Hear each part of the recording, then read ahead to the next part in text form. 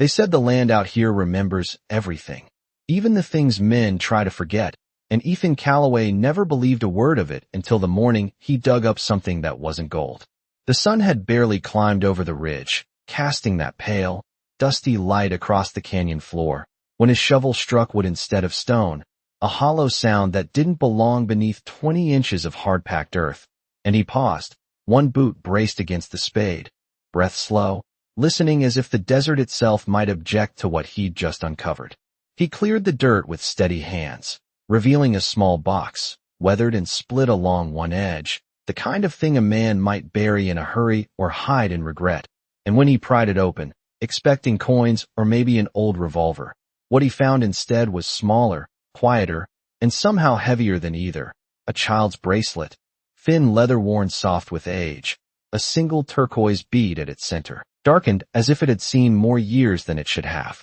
Ethan turned it in his fingers, the wind brushing past him in low, whispering currents, carrying the scent of dry grass and distant rain, and something about the way the bead caught the light made his chest tighten, not with fear, not yet, but with the uneasy sense that he had just stepped into a story that didn't belong to him. He looked around, slow and deliberate, the canyon stretching out in every direction, silent as a held breath, no tracks but his own, no sign of life except the circling of a lone hawk overhead, and yet the ground beneath him felt different now, like it had shifted without moving. 3 days earlier, he'd found the map, folded tight and hidden deep inside the saddle of a drifter who'd passed through town and never left it, the leather stiff with age, the markings crude but deliberate, leading straight into a patchy territory where most men had the good sense not to wander, and at the bottom, burned into the hide with careful precision, were 2 words that had stayed with him ever since.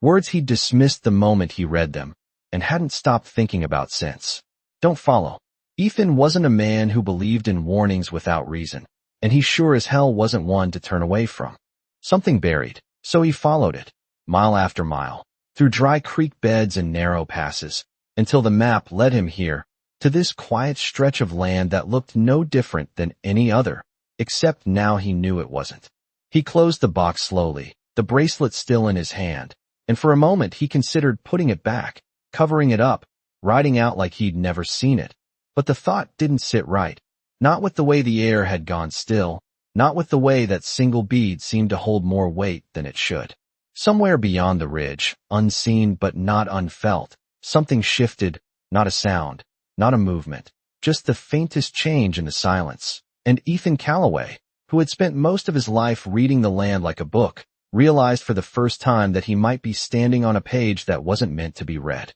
The bracelet felt lighter once it left the box, but not by much, and Ethan slipped it into his coat pocket without thinking, as if his hands had already made the decision before his mind could catch up, and he stood there a moment longer, staring at the shallow hole in the ground like it might explain itself if he gave it enough time. The wind returned in a slow, steady breath, brushing past his hat brim and stirring the loose dust at his boots, and somewhere in that movement, the canyon seemed to wake again, not louder, not brighter, just aware, like a place that had noticed him for the first time. He picked up the map from where it lay folded on a flat rock nearby, the edges worn smooth from years of being handled by someone who had trusted it more than they should have, and he ran his thumb along the markings, tracing the line that had led him here and then beyond. Because the map did not end at the spot where he stood, it continued, deeper into the canyon, toward a narrow passage that cut between 2 tall walls of stone, a place that looked like it could swallow sound and keep it.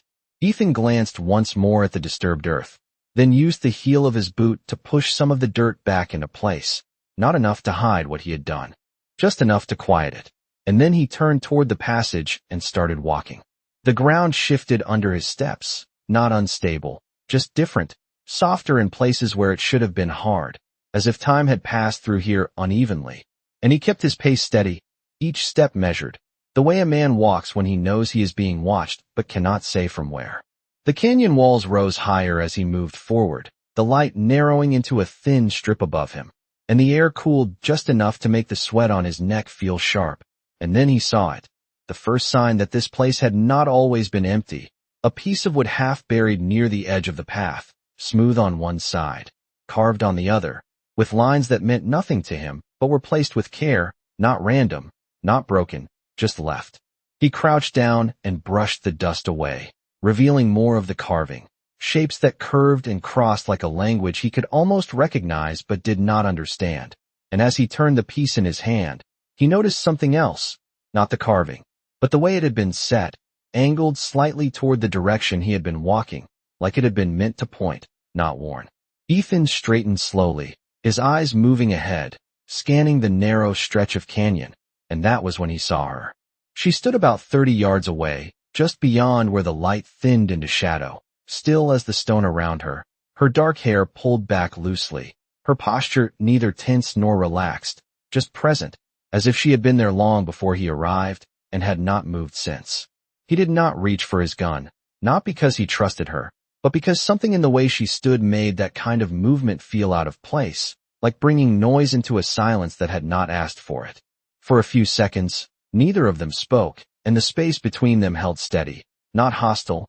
not welcoming, just balanced. And then she took a single step forward, enough for the light to catch her face, calm but watchful, her eyes fixed on him with a kind of clarity that did not come from curiosity. "You found something," she said, her voice even, not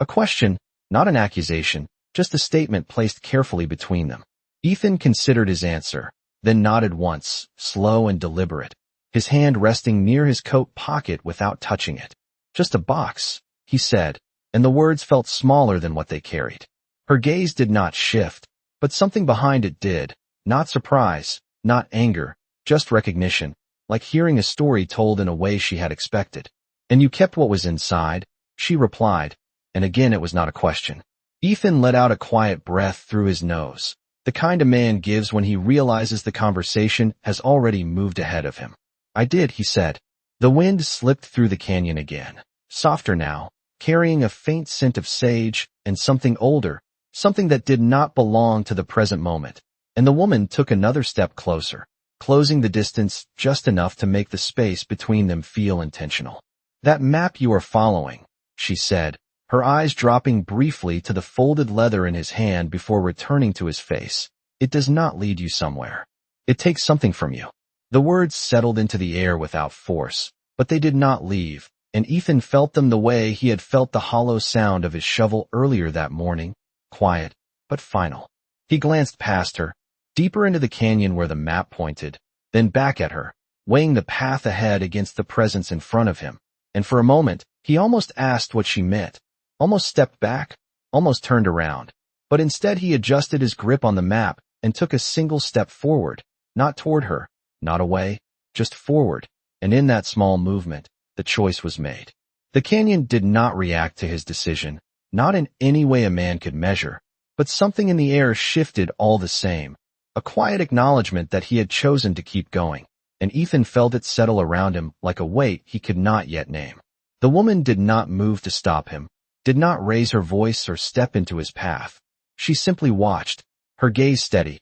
as if she had seen this moment before, not with him, but with others who had stood where he stood, and made the same choice for reasons that had seemed just as solid at the time. He passed her without a word, close enough to notice the faint scent of sage on her clothes, close enough to feel the stillness she carried with her, and as he moved beyond her, deeper into the narrowing canyon, he expected to hear her footsteps follow or fade, but there was only silence, the kind that pressed against the ears and made every small sound feel louder than it should. The map in his hand felt different now, not heavier, not lighter, just more present, as if the lines drawn across its surface had begun to matter in a way they had not before, and he found himself checking it more often, his eyes tracing the path ahead, then lifting to match it against the land, making sure the two still agreed. The passage grew tighter, the walls closing in until there was barely 10 feet between them. The light above reduced to a thin ribbon that shifted with the movement of the sun, and the ground beneath his boots changed again, the dust giving way to patches of darker earth that held the shape of impressions longer than they should have, faint outlines that might have been footprints once, softened by time, but not erased. Ethan slowed, his steps more deliberate now, and he crouched near one of the impressions, studying it without touching, noticing the way it faced the same direction he was heading, not scattered, not confused, just moving forward, many of them, layered over one another like echoes. He straightened and continued, his eyes scanning the edges of the path, and that was when he began to see more of it, small things at first, easy to miss if a man was not looking for them. A fragment of cloth caught between two rocks, faded but intact, a piece of metal half buried in the dirt, not rusted enough to be ancient, not new enough to belong to anyone passing through now. And then something else. A line of stones placed along the base of the canyon wall, each one set with intention.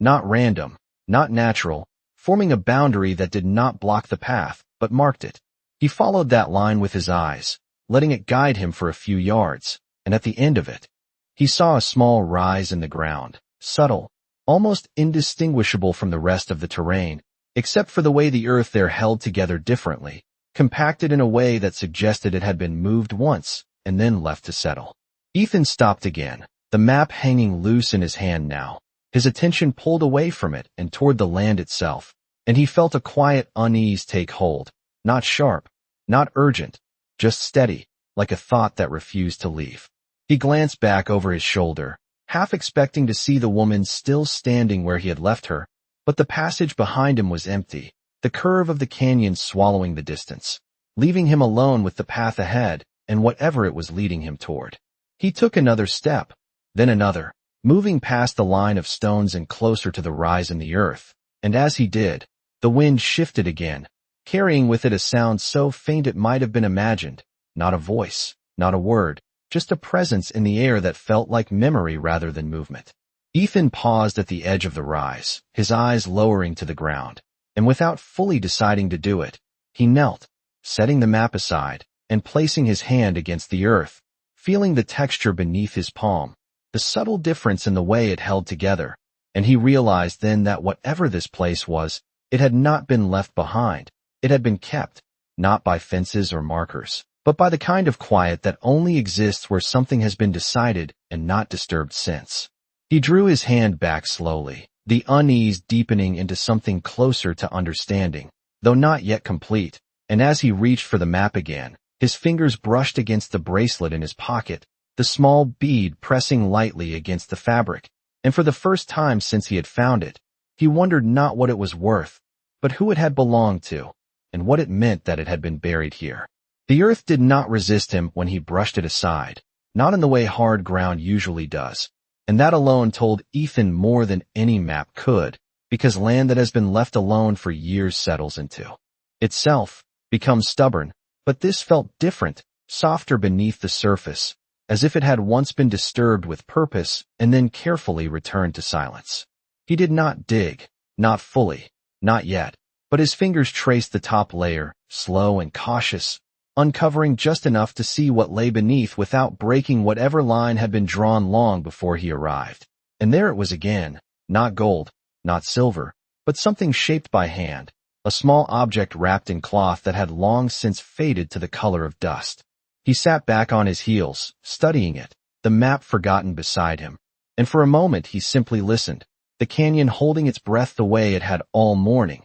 as if waiting to see what he would do next. He reached out and lifted the cloth bundle, careful not to pull too hard, and when it came free, the ground around it did not collapse or shift. It remained as it was, as if the land had accepted that this one piece would be moved. The cloth unraveled easily in his hands, revealing a carved piece of wood, smooth along the edges, marked with lines that matched the fragment he had found earlier, not identical, but part of the same language, the same story told in pieces instead of words. Ethan turned it slowly, his thumb following the carved grooves, and something in the pattern felt deliberate, not decorative, not random, but placed in a way that carried meaning he could not yet read. He exhaled quietly, the sound barely louder than the wind, and slipped the carving into his coat pocket alongside the bracelet, the two objects resting together like parts of a question he had not finished asking. When he stood, the world did not change,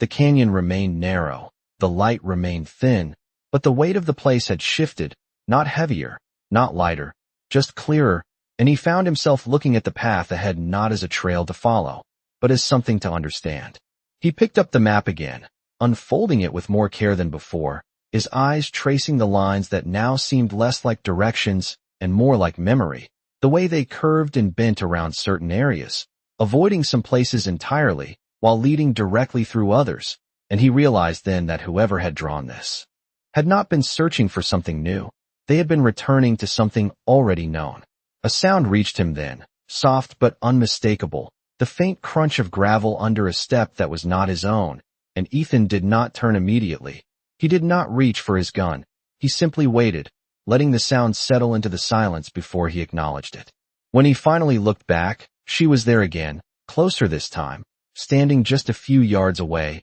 her presence as steady as before, as if distance meant nothing to her, as if she had never truly left. "You are starting to see it," she said, her voice carrying no edge, no urgency, just a quiet certainty that settled into the space between them. Ethan held her gaze for a moment, then glanced down at the object in his hand before tucking the map back into his coat. "I see enough to know this is not what I thought it was," he replied, his tone even, not defensive, not certain, just honest in a way that surprised him. Her eyes shifted briefly to his coat pocket, not with suspicion, not with demand, but with recognition, as if she could feel what he carried without needing to see it. "This place was not meant to be followed," she said, taking a slow step closer, her boots making almost no sound against the ground. "It was meant to be remembered." The words settled deeper than the warning she had given before, and Ethan felt them land somewhere beneath his ribs, not sharp,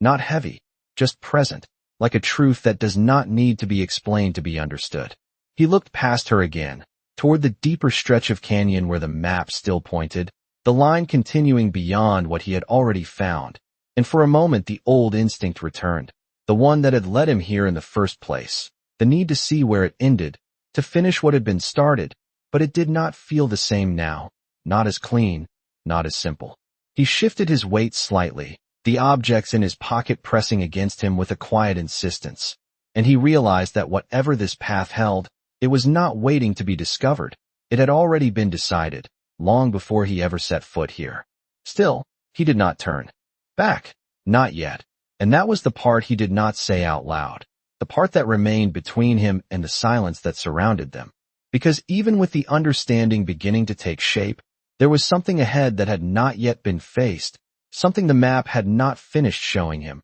and Ethan Calloway had never been the kind of man to walk away from a truth that had not fully revealed itself. The canyon narrowed further ahead, not in a way that forced a man to turn sideways, but enough that it changed how sound moved, how light settled, how a man felt his own breath echo back at him, and Ethan walked into that tightening space with slower steps, not because he was afraid, but because something in him had begun to understand that speed had no place here. The map remained folded in his coat, untouched now, its purpose fading with each step he took, guided not by ink, but by the land itself, and the objects in his pocket pressed lightly against his ribs with every movement, a quiet reminder that this was no longer a search, but a reckoning he had not yet fully faced. The ground rose slightly, a gradual incline that led him toward a wider opening ahead where the canyon walls pulled back just enough to allow more light through, and as he stepped into that space, the air changed again,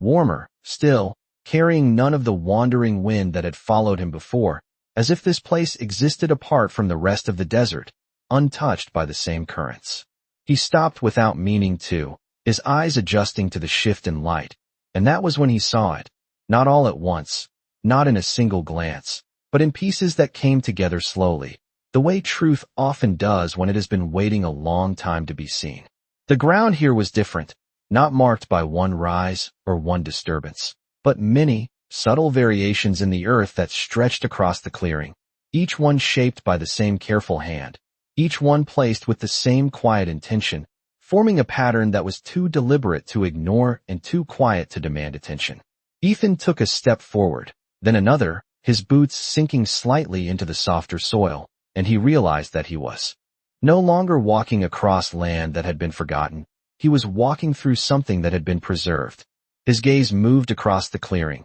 taking in the small details that began to reveal themselves the longer he stood there, fragments of wood, pieces of cloth, objects half returned to the earth, but not fully taken back, each one holding its place as if it had been left that way on purpose, not abandoned, not lost, but kept. He reached into his coat and pulled out the bracelet, holding it in his palm as he looked around, the turquoise bead catching the light in the same quiet way it had before, and for the first time, he did not see it as something found, but as something returned, something that had belonged here long before it had ever touched his hands. A sound came from behind him then, soft but certain, and he did not need to turn to know she was there again, her presence moving through the space with the same calm certainty she carried before, as if she had walked this path more times than he could imagine. "This is where the map ends," she said, her voice low, not to hide it, but to match the quiet of the place itself. Ethan did not answer right away, his eyes still moving across the clearing, taking in the shape of it, the meaning of it, the weight of it settling slowly into something he could no longer ignore. "It was never leading to something," he said after a moment, his voice quieter now, not out of caution, but out of respect for what stood before him. "It was leading back." The woman stepped beside him then, not close enough to touch, but close enough that he could feel the steadiness of her presence, the way she did not look around as he did not search or question. She simply stood, as if everything here had already been known to her long before he arrived. "It was never hidden," she replied, her eyes resting on the same ground he now understood. "It was only forgotten by those who chose not to see it." The words settled into him with a weight that did not press down, but anchored, and Ethan felt something shift inside him, not sudden, not sharp, just a quiet realignment of what he thought he had come here to find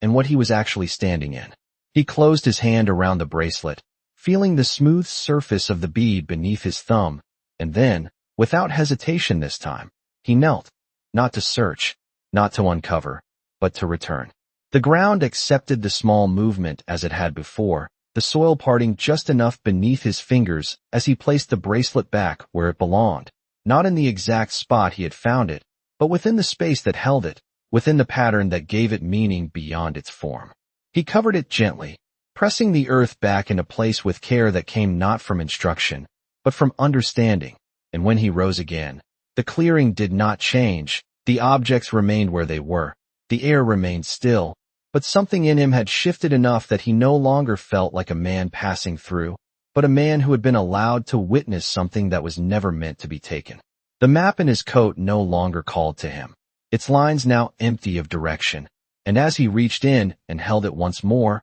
he realized that whatever it had once been, it had already fulfilled its purpose, not by leading him here, but by showing him what should never have been followed in the first place. The silence did not break when he stood, it deepened, settling into the space around him like something that had been waiting for that exact moment, not for his arrival, but for his understanding, and Ethan remained still for a few seconds longer, his eyes no longer searching the ground but resting on it. The way a man looks at something he finally sees for what it is instead of what he hoped it might be. The woman beside him did not speak, did not move. She simply watched the same space with a calm that felt older than the canyon itself, and in that quiet, Ethan became aware of something else, something he had not noticed before, not because it had not been there, but because he had not been ready to see it. The edges of the clearing, where the lights softened into shadow, were not empty, not as empty as they had first appeared, and as his eyes adjusted,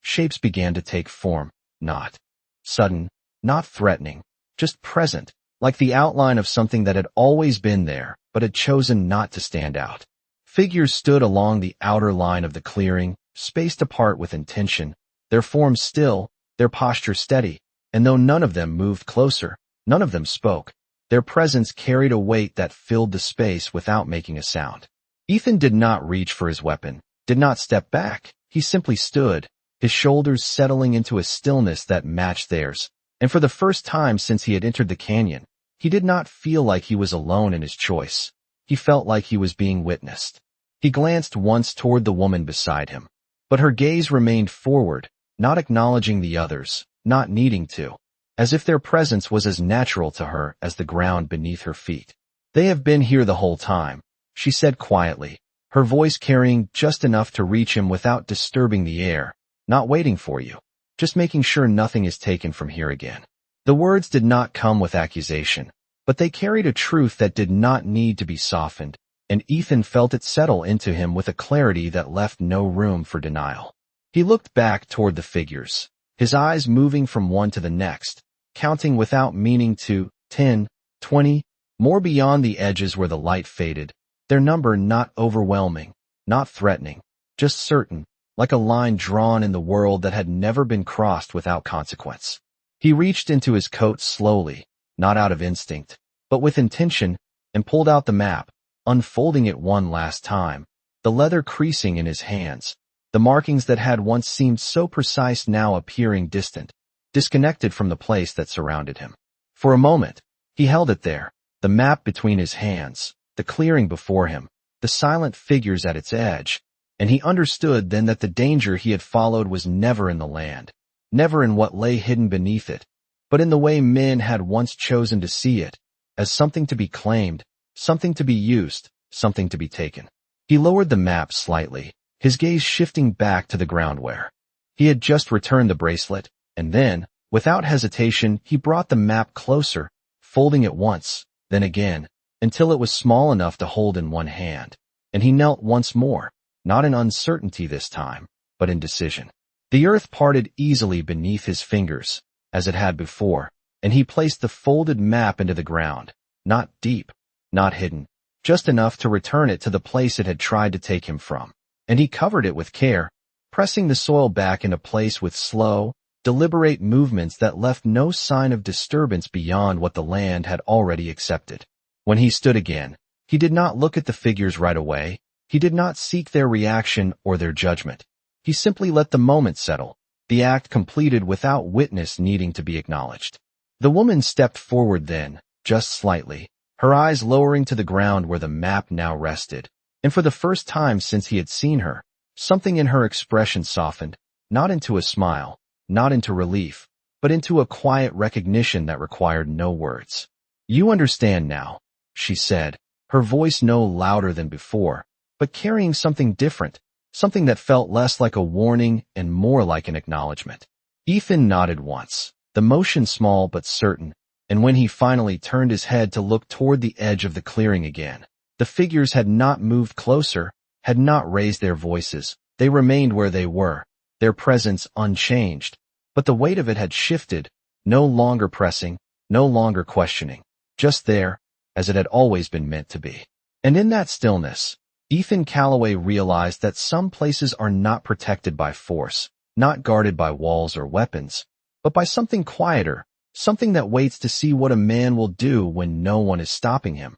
and whether he will take, or whether he will finally choose to leave something as it was meant to remain. The air did not change when he finished, not in a way that could be felt on the skin, but something deeper settled into place, something that did not belong to the wind or the stone, and Ethan remained standing where he was, his hands empty now, his coat lighter in a way that had nothing to do with weight. The figures along the edge of the clearing did not move closer, did not speak, but the space between them and him no longer carried the same tension it had before. It had shifted into something quieter, something that did not ask anything more from him. For a moment, no one moved at all, and the silence stretched just long enough to feel complete, not unfinished, not waiting, just whole, like a story that had reached its end without needing to be told out loud. Then, slowly, almost without noticing it begin, the figures started to fade back into the edges of the canyon, not disappearing, not turning away,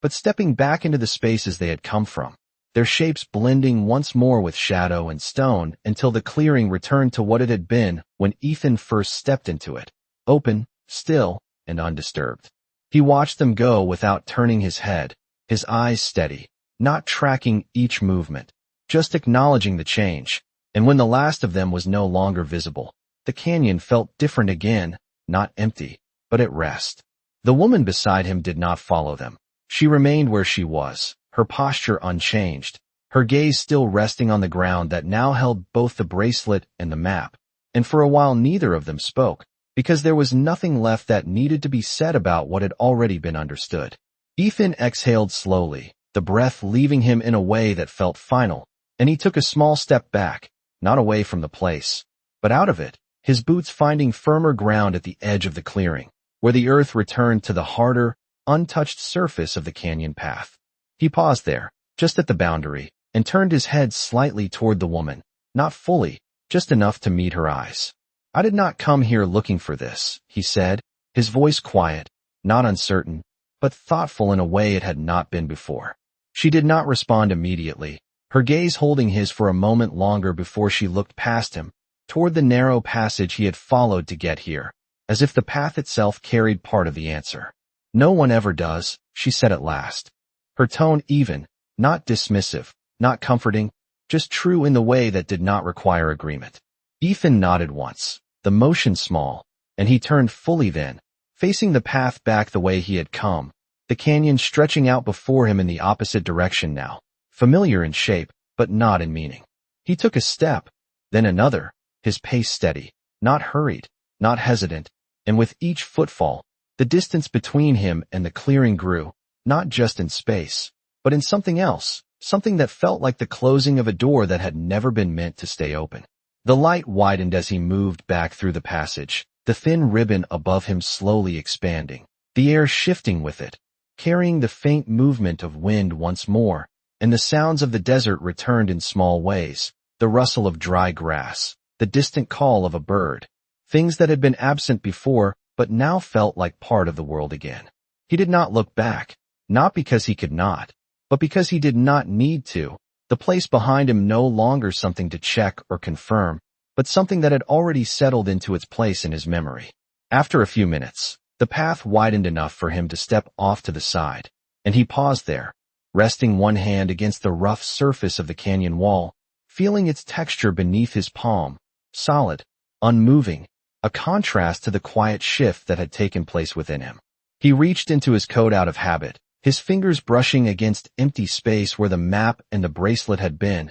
and he stopped, his hand lingering there for a second longer than necessary before he let it fall back to his side. The absence did not feel like loss. It felt like something returned to its rightful place, something no longer carried because it no longer needed to be. He continued walking then, the canyon opening up ahead, the sky widening above him until it stretched out clear and endless, the sun higher now, casting a stronger light across the land. And as he stepped out of the narrow passage and back into the open desert, Ethan Calloway slowed just slightly, not because he was unsure of where to go next, but because for the first time since he had found the map, he no longer felt the need to follow anything at all. The open desert did not welcome him back. It simply accepted his return without question, the way it had always accepted everything that crossed it: wind, dust, men, and the quiet choices they carried with them. And Ethan walked out into that wide stretch of land with a pace that felt different from before,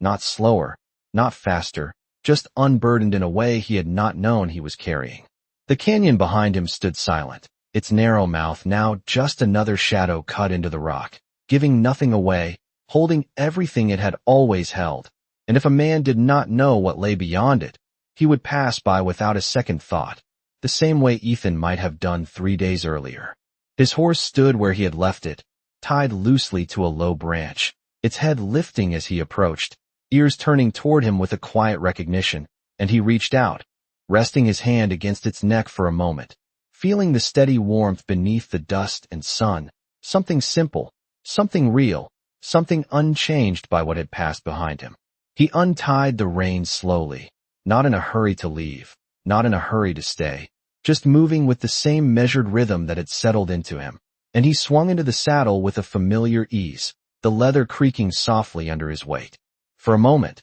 he did not move, his gaze drifting across the horizon, the land stretching out in every direction, open, endless, carrying no sign of what he had just seen, no mark of the place that had shifted something inside him. A man could ride for miles out here and never know what lay hidden just beyond a narrow passage of stone, never know that some places were not meant to be found, not because they were dangerous, but because they asked something most men were not willing to give. Ethan adjusted the brim of his hat slightly, the sun now higher, the light sharper, and he turned the horse away from the canyon, guiding it toward the distant line of low hills where the land softened into grass and scattered trees. The first few steps felt like any other ride, the steady rhythm of hooves against dry ground, the quiet creak of saddle leather, the faint movement of wind brushing past. But beneath that familiar pattern, something had changed, not in the land, not in the sky, but in the way he moved through it,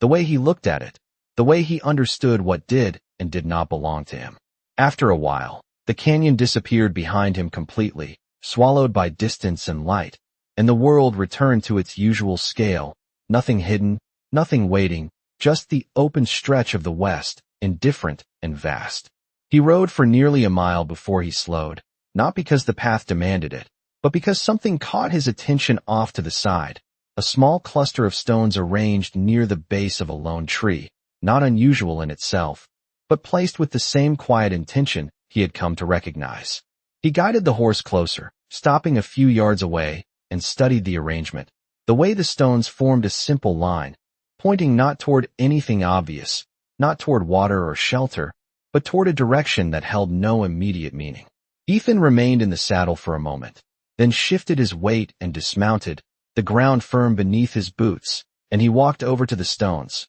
crouching down just enough to see them clearly without disturbing their place. They were older than the ones in the canyon, weathered by sun and wind, their edges softened, but the intention behind them was the same, not random, not careless, but deliberate, as if someone had stood here once and marked something not for others to find, but for themselves to remember. He did not reach out to move them, did not test the ground beneath them. He simply looked, letting the understanding come without forcing it, and after a moment, he nodded once to himself, not in agreement, not in conclusion, but in recognition of something that did not need to be explained further. He stood then, brushing the dust from his hands, and turned back toward his horse, the reins hanging loose, the animal waiting without impatience, and as he mounted again, he did not look back at the stones, not because they did not matter, but because he understood now that not everything needed to be followed to be understood. He guided the horse forward once more,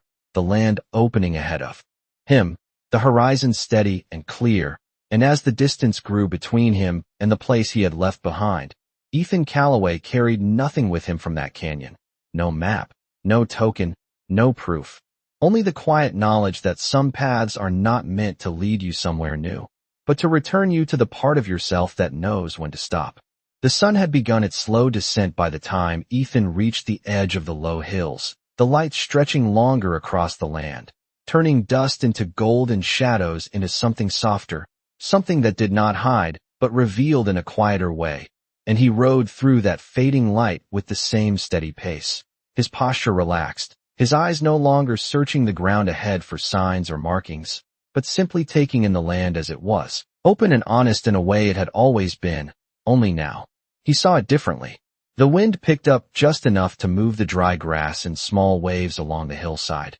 a gentle motion that carried no warning, no urgency, just the natural rhythm of a place that did not need to prove anything to anyone who passed through it. And Ethan let his gaze follow that movement for a moment, watching the way it shifted and settled without leaving a trace behind. He had ridden these kinds of trails before, followed lines drawn by other men, chased after things that promised more than they gave, and for a long time, that had been enough. The search itself, the idea that there was always something out there worth finding if a man was willing to go far enough, dig deep enough, ignore enough signs telling him to turn back. But now, as the light softened and the land stretched out before him without direction or demand, that belief felt distant, not wrong, not foolish, just incomplete, like a story that had been told without understanding its ending. He slowed the horse slightly as he reached the top of a gentle rise, the horizon opening wide before him,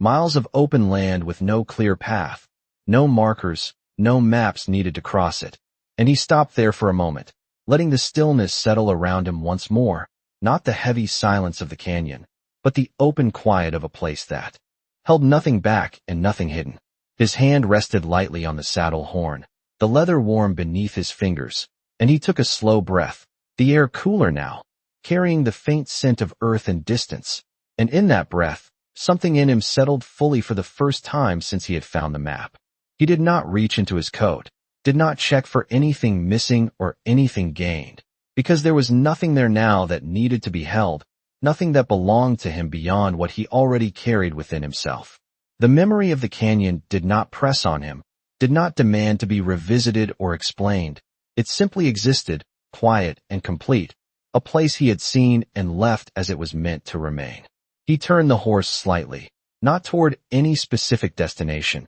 just toward the direction that felt right beneath him, the kind of choice a man makes when he is no longer following something, but moving forward on his own terms. And the horse responded without hesitation, stepping into the open land with the same steady rhythm it had always known. The sky above shifted from bright blue into the first hints of evening, colors deepening slowly, the light changing in a way that marked the passing of time without needing to be measured, and Ethan rode into that transition without looking back, not once, not even as the last outline of the canyon faded completely from sight behind him. Somewhere far off, a bird called out, its voice carrying across the distance before fading into the open air, and the sound did not break the quiet. It became part of it, just another note in the steady rhythm of a land that had always been there, unchanged by the stories men brought into it and left behind. He adjusted his grip on the reins slightly, guiding the horse along the natural curve of the land,